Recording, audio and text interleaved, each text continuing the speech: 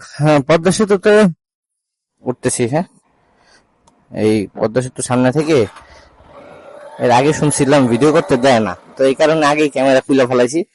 এখন এই পাশে আইসা টোল দিয়ে আইসা তারপরে যে ভিডিও করার জন্য সেট আপ নিলাম আর কি।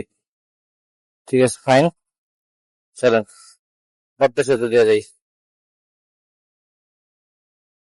100 টাকা টোল দিছি, পদ্মা সেতুটা এখন ভাত করে গেলে যাইবো, আস্তে আস্তে আস্তে আস্তে যাওয়া হবে, নাইলে না পদ্মা সেতু খুললে হয়ে যাবে। না কি বলেন? মন্তব্য কমেন্ট সেকশনে আপনি কিন্তু জানাই দেবেন যে আপনার অ্যাকচুয়ালি কি অনুমতি কি আমার এই মানুষের সাথে। 100 টাকা টোল দেওয়ার পরে বেড়াটা উন্নতি বাজে না, ভরাপুর বাস আগে যায় না বাপু। আগে সোজা বাড়িতে যেতে হবে, বাড়িতে যান আজকে পদ্মা সেতুটা দিতে গেলে নাই নেই, আমি সবাই চালাই।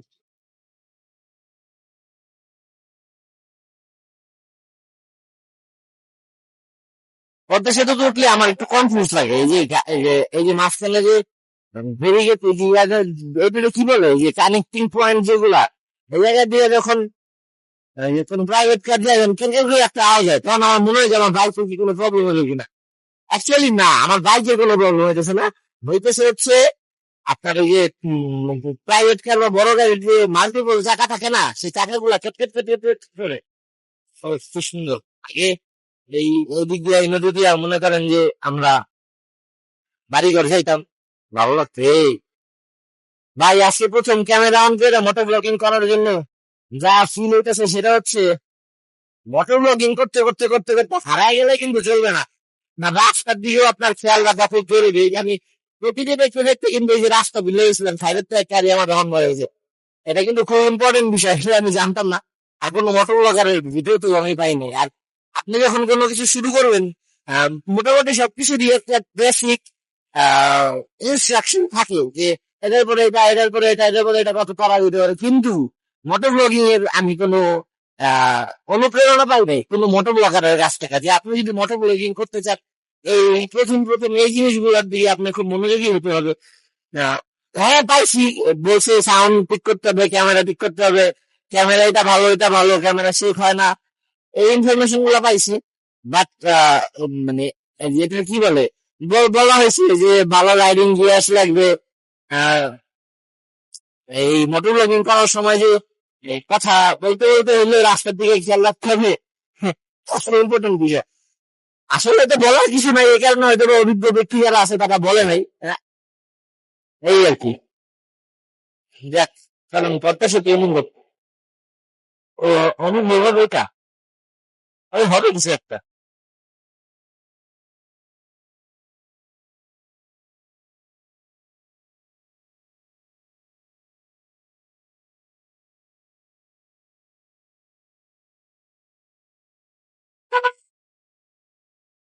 দেখছেন ট্রাক্টর 90 প্লাস চলতেছে, যে লবণ কোম্পানির বাইক।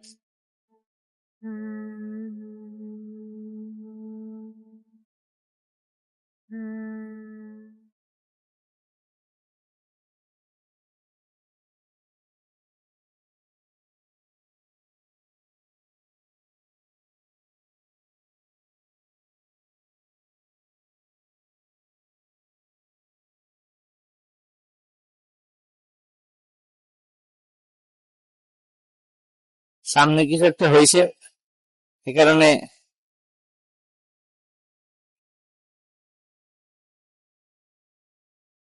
মনে মেনটেন্যান্স এর কোনো কাজ চলতেছে। ওই যে রাস্তার ভিতরে ক্ষত হয়েছে, দেখছেন কত ইঞ্চি ক্ষত হয়েছে, কেন হয়েছে, এটার পর্যবেক্ষণ চলতেছে। মানে বোঝা যাচ্ছে যে পদ্মা সেতু খুব সুন্দর ইয়ের ভিতরে আছে, রক্ষণাবেক্ষণের ভিতরে আছে, তৎপরতা খুব ভালো।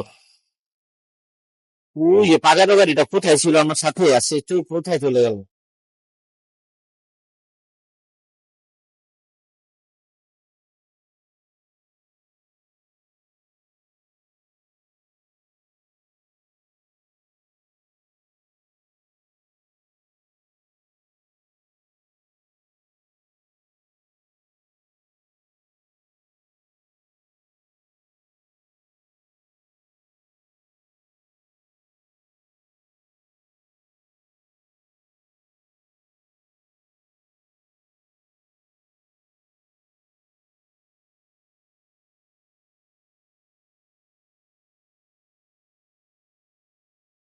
হেলমেটটা বারবার নেমে নিতেছে মোবাইলটার কারণে, নয়তো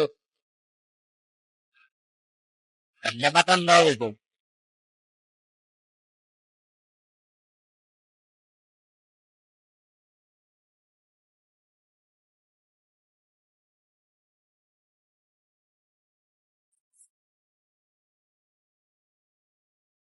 সমস্যাটা হচ্ছে আজকে হেলমেটের 3-4টা সমস্যা। প্রথম সমস্যাটা হচ্ছে লেগে যে আপনার প্রথম দিকের সমস্যা হচ্ছে লেগে যে ভাইজরের উপরে আমি এন্টিফগ ফিল্ম লাগাইছি, যেটার কারণে ভাইজরের কিছু অংশ এন্টিফগ ফিল্মে ঢাকা, আর কিছু অংশ খালি।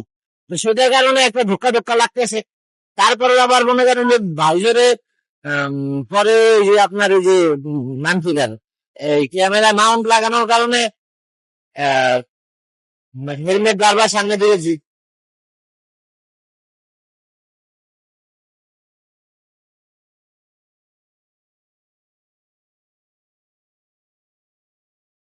মাউন্ট লাগার কারণে ক্যামেরা বারবার ঢুকে যেতেছে কি কন্টিনিউয়াসলি ঢুকে যেতেছে। এই কারণে মনে করেন যে ডিস্টার্ব হইতেছে অনেক। এই হেলমেট পরে, বাট হেলমেট না পরে থাকলে তো ভিডিও করা যাবে না, মোটর ব্লগিং করা যাবে না, আর ইনফরমেশনও দেওয়া যাবে না। এই যে পদ্মা সেতু পার করে যারা শরীয়তপুর যেতে চান, শরীয়তপুর বাসী তো জানেনি, এই যে রামরাজ সাইডে রোডটা ধরে ঢুকবেন, এটা চলে যায় বাংলাদেশের দুবাই খ্যাত সড়ক। এই দুবাই সড়ক দিয়ে আমরা ঢুকতেছি। কিছু দূর যাওয়ার পরে আমরা ইতালির ভ্যানিসে চলে যাব, কারণ সেই এলাকার সবাই ইতালিতে থাকে। আবার এখানে কেউ কিন্তু বলেন না তারা বালতি করে মাছ ধরে, তারা বালতি করে বোন নিয়ে ঘুরে। অতএব সাবধানতার সঙ্গে ভদ্রতার সাথে শরীয়তপুর জেলা যাতায়াত করবেন। কোন প্রকার তাফালিং এর ভিতর দিয়ে শরীয়তপুর জেলা যাতায়াত করবেন না। এই যে বড় ভাইরা যাইতেছে, ভালোই লাগতেছে, দেখছেন? জামাতের সহিত জামাত করতে হবে। সামনে আমি সাহেব, পিছনে জিম্মাদার। ও, এটাই তো না, সামনে রাহবার, পিছনে আমি সাহেব বা জিম্মাদার। দূর দূর দূর দূর ভাই দূর। এই একটা বেসিক জিনিস, এটা সবাই জানেন, তবুও বলি, রাস্তার ভিতরে দেখবেন এই যে এরকম মোড় আছে, ওই যে হুন্ডাটা আসতেছে ওইদিকে যাবো, কিন্তু আমার উচিত হবে এই যে সার্কেলটা পুরোটা ঘুরা পরে যাওয়া। কারণ এই রোড ম্যাপটা যে ইঞ্জিনিয়ার বানাইছে, সেই ইঞ্জিনিয়ার অবশ্যই আপনার চেয়ে অনেক ভালো জানে। অতএব road instruction, road map follow করা খুবই জরুরি, যাতে আমরা স্বাভাবিক এবং নিরাপদ ভাবে চলাফেরা করতে পারি। এইখানে বিশাল বড় কয়েকটা স্পিড ব্রেকার আছে, একটা গেল, দুইটা গেল, আরে আই মিসিং মাই বউ। লামু থাকলে বলে যে এই যে স্পিড ব্রেকার গুলাতে অনেকক্ষণ বসে থাকলে টানা, ওই যে একটু নড়াচড়া করতে হয়, তখন ওই স্পিড ব্রেকার গুলোতে একটু নড়াচড়া করে আর কি, ও একটু তখন স্বস্তি পায়, তখন একটু শান্তিতে, শান্তি বলতে তখন ও একটু আরাম অনুভব করে। আর একটা আছে, হ্যাঁ আরো একটা আছে, আরো একটা স্পিড ব্রেকারের মাধ্যমে পদ্মা সেতুর পরে নাওডোবার মাঝখানে যে স্পিড ব্রেকারের গল্প, তার ইতি টানা হলো। চলেন এখন আমরা গনির মোড় হয়ে, নাওডোবা গনির মোড় হয়ে জাজিরার দিকে আগাই। এই যে গনির মোড় 2.77।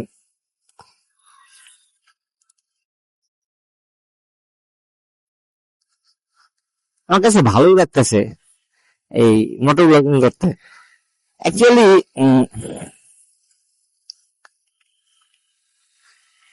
আমার সাথে আজকে পিলিয়ন নাই বিধায় আমি অনেক কথা বলতেছি। একটা মজার বিষয় হচ্ছে, আমি প্রচন্ড প্রচন্ড ঘুমকাতর একজন মানুষ।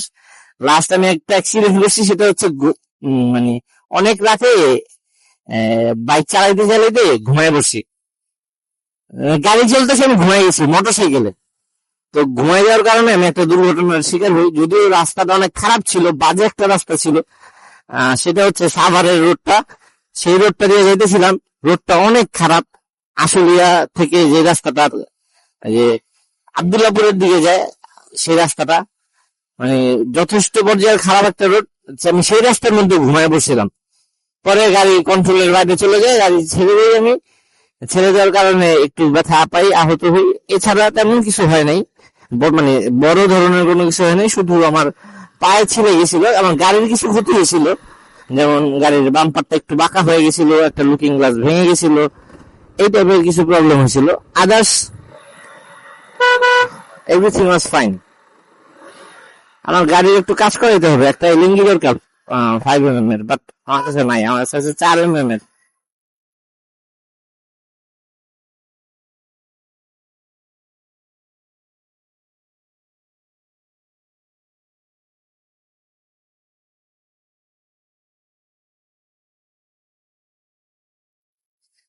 একটা বিড়াল ছিল রাস্তার মাঝখানে।